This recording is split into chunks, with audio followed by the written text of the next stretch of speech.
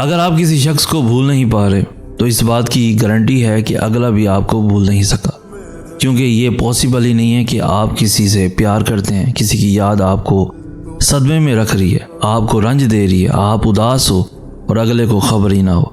ये तो इस हद तक काम करेगी कि अगला हो सकता है आपको ख्वाब में देखता हो।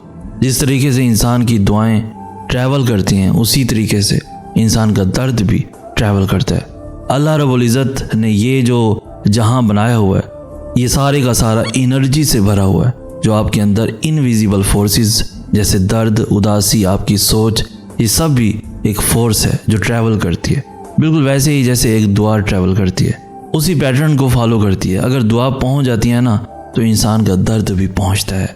किसी को भूल जाने के लिए ये बहुत ही ज़रूरी है कि दोनों साइडों से इंसान एक दूसरे को भूल जाए। जब तक एक बंदा भी किसी के बारे में सोच कर दर्द में ज़िंदगी गुजार रहा है तो दूसरे तक हो सकता है ये दर्द इसी तरीके से पहुंचता हो कि अगले बंदे को ख्वाब में आप देखते हो। किसी को भूल जाना इतना आसान नहीं होता जब तक अगला बंदा भी आपको ना भूल जाए। जब तक दोनों में से एक भी याद कर रहा हो तो अगला बंदे तक उसकी वाइब्स, उसकी अट्रैक्शन ज़रूर पहुंचेगी।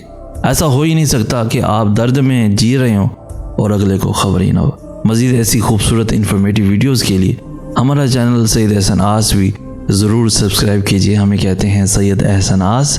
हम मिलेंगे नेक्स्ट वीडियो में, तब तक के लिए अल्लाह हो आपका हामी और नासिर।